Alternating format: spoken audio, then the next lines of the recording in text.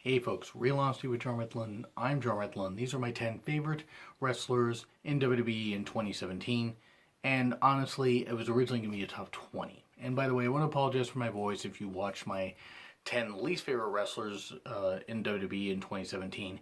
You might have noticed my voice started to give out in the last couple minutes. Well, sorry, stress and allergies and stuff like that. And I'm also recording these very late December 3rd and very early December 4th because, quite frankly, this is the one time I can actually shoot shows. So, anyway, thank you guys very much. Honorable mentions will go to the 10 following talents. Drew Gulak, very entertained. Kairi Sane, I think she will get better and will adapt more to the American style.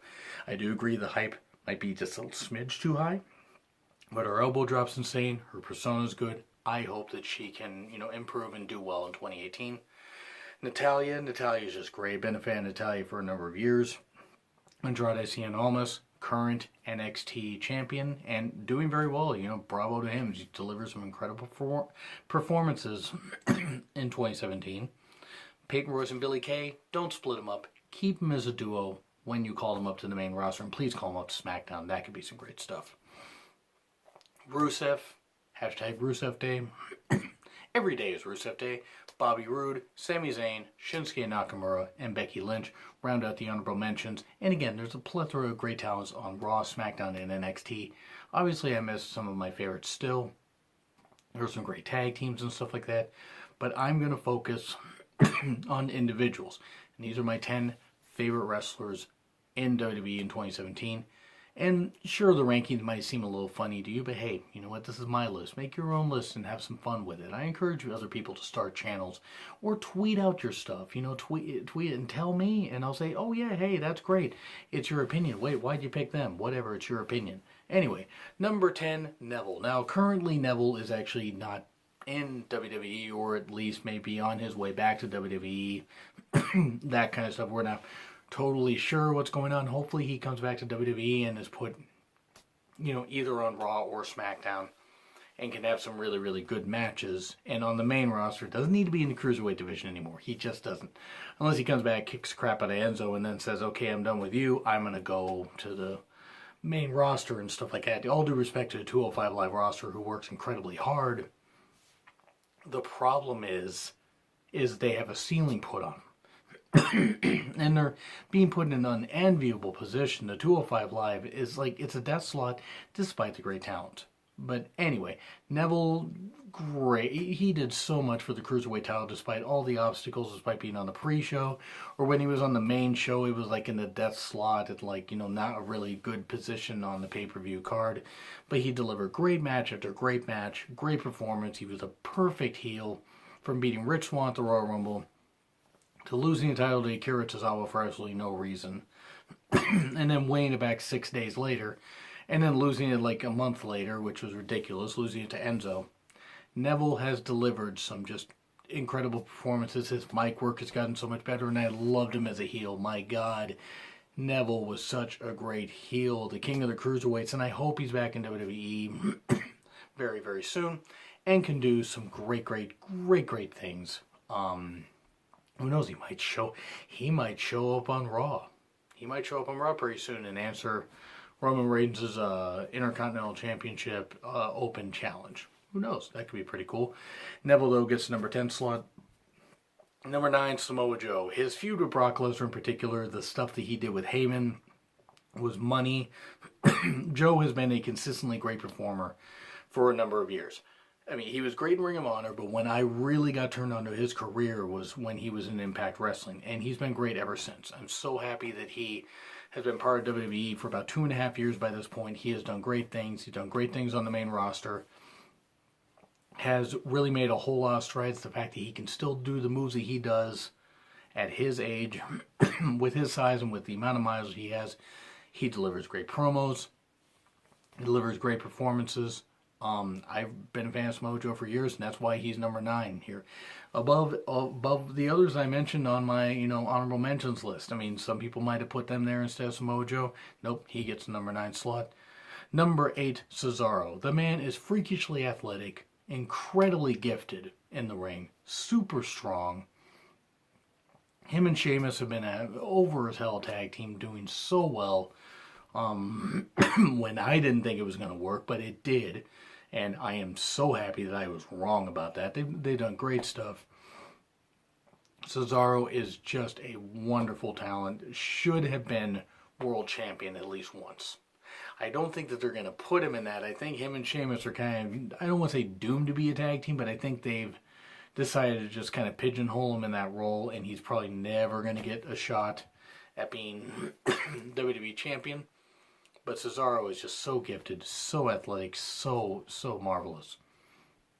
Always love watching Cesaro wrestle in the ring or around ringside, whatever. The guy's just incredibly over, incredibly gifted. Now we go to number 7, Kevin Owens. I mean, and again, the only reason I didn't put Sami Zayn in the top 10 is because they recently just started doing something interesting with him as a heel. Now, Sami Zayn certainly deserves, a bunch of praise for being a heel and a great heel. But Kevin Owens just plays up the heel stuff perfectly. His run as Universal Champion into this year in the Fastlane. The whole beating up Jericho at the Festival of Friendship or whatever. Jericho's like, why is my name on here? It's like, all the feels in the world. But it was great. It was great stuff. It was great stuff. And Owens, his run as U.S. Champion, the face of America. I mean, that was good stuff. And really his run with Sami Zayn, being like, a recent pairing and everything.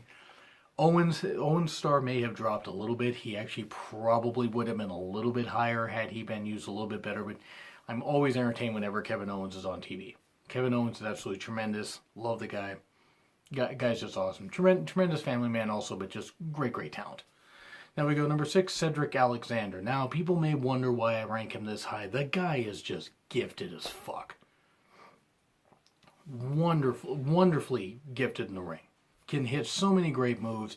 Sure, okay, they boil down to spots or whatever, or spot fest. Cedric can tell a good story though. the lumbar check and everything, or whenever he hit on Noam Dar, I always call it the lumbar check. Cedric just entertaining as hell. I mean, the guy, whether he's paired with Rich Swann, whether he's on his own or whatever, and hopefully he gets the Cruiserweight title coming up soon. I mean, even though I would give it maybe to somebody else and have Cedric compete for the U.S. or the IC title, probably for the U.S. if you put him on SmackDown, Cedric always entertains me. It doesn't matter if the match is a few minutes. It doesn't matter if the match is 15 minutes. I am locked in and I am watching Cedric Alexander. The guy's great. The guy was great before he got to WWE. The guy's been great since he's been in WWE. So that's why he's here at number 6. Number 5, The Miz. Never thought I'd put The Miz in my top 10. Because as a wrestler, no, Miz is not necessarily a great wrestler. But is he a great sports entertainer? Is he a great heel? Oh, you damn right Miz is a great heel and a great entertainer. And Miz has done some great work. Done some incredible work, like the whole thing, the feud with John Cena. Nikki, I love you. That is just great stuff. Just absolutely wonderful. Great. Just great. I mean, there's really no other way of saying it. I mean, Miz did that. He's done great work with the IC title again, because him and Ambrose feuded a little bit too much in the beginning of the year, and then later in the year when both jumped to Raw from SmackDown. But Miz did well with the IC title for about, I want to say, it was about 5.5 months, pretty much. Just he's a great. He should have been Universal Champion at one point. I'm kind of disappointed he wasn't. That's really where they kind of dropped the ball with him, and especially that feud with Cena. They could have done better. Miz could have gotten some more offense. It seemed like for all that build, they just squashed him, and that was kind of disappointing. Cause look, should Miz and Maurice have lost at Mania? There was no doubt they were going to lose. But it's just disappointing considering all the effort and all the funny stuff that Miz did with that. It's a shame, but hey, Miz is still number 5 because that guy has been entertaining as fuck for the past few years. And especially since the brand splits are about the last year and a half. And I'll be right back, folks. Alright, folks, thanks. It was just about a 30-second break. Just had to clear my throat for a minute. So anyway, Miz deserves to be at number 5. Number 4, AJ Styles. Good grief, has this guy had one hell of a 2017. Started the year as WWE Champion, and now he is the current WWE Champion, at least as of this recording, December 3rd. So hopefully he's still champion by the time Clash of Champions is here and gone. Because he should be WWE Champion. He's a workhorse. He definitely has deserved it, and AJ Styles has worked incredibly hard. Sure, his feud with Kevin Owens, while fun, certainly kind of a little dicey with all the tossing back and forth of the U.S. title. In his match with Brock Lesnar in Survivor Series was fine for what it was. I don't think it was great. I mean, I'm sorry, I just don't. If you guys thought it was great, that's fine. I didn't personally think it was that great. That wasn't for a lack of AJ Styles trying. Brock did sell well for AJ, but anyway, that's a whole other thing. AJ had a great match with Shane McMahon at WrestleMania 33. Shane McMahon, who's never been known for being the best wrestler. In fact, his best wrestling match was against Kurt Angle at King of the Ring 2011. Or 2001, I mean. 2011 would have been interesting to have that, considering they didn't have a King of the Ring in 2011. Bit of a botch by me, but that's okay. That's part of the fun. I could edit this if I want, but guess what? I just shoot these videos and have fun. But anyway, AJ has consistently delivered great performance after great performance after great performance, and has done so well. So that's why he's here at number 4. Now, he would have been number 1, except there are 3 more that I feel are better. 3 more, and as I kind of do it like that. Anyway, number 3, Pete Dunne, the Bruiserweight.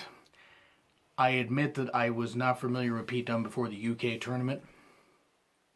And I'm so glad that I watched the UK tournament. I'm so glad that WWE created a UK title. Pete Dunne and Tyler Bate had the best match on WWE TV, pay-per-views, whatever you want to call it, at TakeOver Chicago. That's my opinion. Bate versus Dunne at TakeOver Chicago was the best match of WWE, of WWE's calendar year in 2017. Pete has delivered great performance after a great performance. Love the persona, the sneer, the Bruiserweight, the stiff shots that he gives, the British strong style. It has really, really worked. And Pete Dunne, anytime Pete Dunne's on TV, it's pretty much the same with Cedric Alexander. I'm locked in. I am locked in. I'm going to watch Pete Dunne. Because I really, really, just quite frankly, appreciate just how great he is. He's only 24. Can you imagine how many great years he's got in the business? It's going to be great. Pete Dunne is money. Pete Dunne is marvelous. And now we move to number 2, Asuka. Look, okay, people can argue till the cows come home about Asuka maybe not being the best for the women's division in NXT in 2017. Because admittedly, and I admit this, it started to get a little bit stale. Like, okay, eventually somebody's got to beat her, and then nobody beats her. But she's done what she did well in NXT. She delivered some great performances. Even if I maybe might have had her lose. They never lose. Maybe she'll lose on the main roster. I still say, bold predictions video, by the way, that I said, Asuka is going to lose in 2018. If she doesn't, I'll be surprised. But Asuka gets up here because, one, Asuka is great to watch in the ring. She's entertaining to watch in the ring. Yeah, okay, looks do play a factor. Sorry, I'm directed to Asuka. Can't help it. But mainly what it is, persona, wrestling ability. The aura about her. She has this mystique where, oh my god, shit's about to go down. And it really works for Asuka. And Asuka is a tremendous worker and tremendous personality. And I really always enjoy watching her for obvious reasons. But I really do enjoy watching her in the ring. She's great. She's great to watch. Very entertaining. And number 1, Braun Strowman. I would have beaten somebody to death with a dictionary. I don't even know why I would have said that. If they told me in 2015 that Braun Strowman would be my favorite superstar in 2017. Because even at the beginning of 2016, I'm like, there's no way. There's no, as like Braun. Braun seems like the black sheep of the Wyatt family. He's not going to succeed. Brand split happens. He goes to Raw. He starts beating people in squash matches. They give him a brand new theme. And he starts beating people in squash matches. And week by week, I'm like, wait, this is working. By the end of 2016, he's starting to get more entertained. He gets in the Royal Rumble, and it's entertaining. He actually did pretty well in the 2016 Rumble. I will give him credit for that. As much of a mess as that one was. But especially in 2017, the feud with Roman Reigns has been tremendous. It has. It has done wonders for both guys, especially Braun. The whole "I'm not finished with you" thing. Beating up Roman Reigns and pushing him off a stretcher. Reigns running the ambulance in the back of a trailer that Braun clearly was in. Don't you debate it. There's no way that we would have Jimmy rigged that and had it be otherwise. Braun tipping over an ambulance. Okay, you could hear the hydraulics and stuff like that. Whatever, it's entertainment. It looks cool. But Braun has just been entertaining as hell. He probably should be, actually, he should be Universal Champion right now. He should have been Universal Champion in No Mercy. He should have beaten Brock. He should have beaten Brock Lesnar. That would have been absolutely great. And then Brock could have won the title back in December if they decided to do it. Or he could have won it back at, say, the Rumble. I think it would have been perfect. But Braun has just, despite that loss, has been just hugely over. And my God, the guy just, he's morphed into a babyface, which I never would have thought would have been the case. I was like, oh, he'll be a heel. No, pretty much after that feud with Reigns, or during that feud with Reigns, no, they pretty much decided he's going to be a babyface. And it has worked. It has worked incredibly well. And Braun Strowman, he could be my favorite superstar of 2018-2019. He's just that entertaining, and he's how you build a monster right. At least that's my personal opinion. It's just my opinion. But he's my number one superstar of the year.